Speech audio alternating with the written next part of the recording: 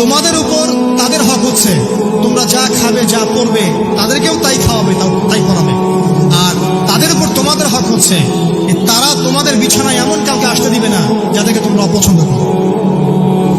নবী করিম সাল্লাল্লাহু আলাইহি ওয়াসাল্লাম আরো বলছেন, এই দিন আইয়ুহান নাস, হে মানব জাতি, তারাকতু ফিকুম আমরাইন, জেনে রাখো আমি তোমাদের সামনে মাত্র দুটো বস্তু ছেড়ে গেলাম।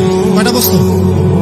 লান তাদিল্লু মা তামাসসাকতুম বিহিমা, তোমরা কোনোদিন পথভ্রষ্ট হবে না যতদিন এই দুটো বস্তুকে আঁকড়ে ধরে থাকবে। কিতাব আল্লাহ, আল্লাহর কিতাব, ওয়া সুন্নতি নবীহি, এবং তার নবীর সুন্নাহ। তিনি আরো বললেন, আল মুসলিম, জেনে রাখো প্রকৃত মুসলিম সে ব্যক্তি মান সালিমাল মুসলিমুনা মিন লিসানিহি ওয়া ইয়াদিহি, যে ব্যক্তির হাত এবং জবান থেকে অন্য মুসলিম নিরাপদ থাকে সেই ব্যক্তি হচ্ছে প্রকৃত মুসলিম। আল মুহাজির, আর প্রকৃত মুহাজির সে ব্যক্তি মান হাজারা মা নাহাল্লাহু আনহু, আল্লাহ পাক যা নিষেধ করেছেন সেখান থেকে যে দূরে থাকে সেই ব্যক্তি প্রকৃত মুহাজির, মানে হিজরতকারী।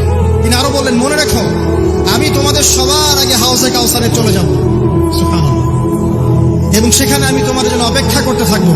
অতএব শোনেন, অতএব তোমরা আমার চেহারাকে কালিমালিপ্ত করো না, মানে আমার চেহারায় কালিমালিপ্ত করো না, আমার নাম নষ্ট করে দিও না।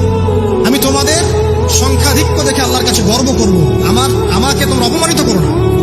আজকে কি আমরা তার দায়িত্ব পালন করে উম্মাহ হতে পেরেছি? নবীজি বলেছেন, তা আমার চেহারাকে কালিমালিপ্ত করো না। সুবহানাল্লাহ। তিনি বলছেন, ওই সময় কিছু মানুষ থেকে আমি মুক্ত হয়ে যাব, আর কিছু মানুষ আমার থেকে মুক্ত হয়ে যাবে। বলা হলো, কারা ইয়া রাসূলুল্লাহ? তিনি বলছেন, আল্লাহ পাককে আমি বলবো, ইন্নাহুম মিন্নি, হে আল্লাহ এরা আমার উম্মাহ, এরা আমার উম্মত, আমার সাহাবী। আল্লাহ পাক বলবেন, ইন্নাকা লা তাদরি মা আহদাথা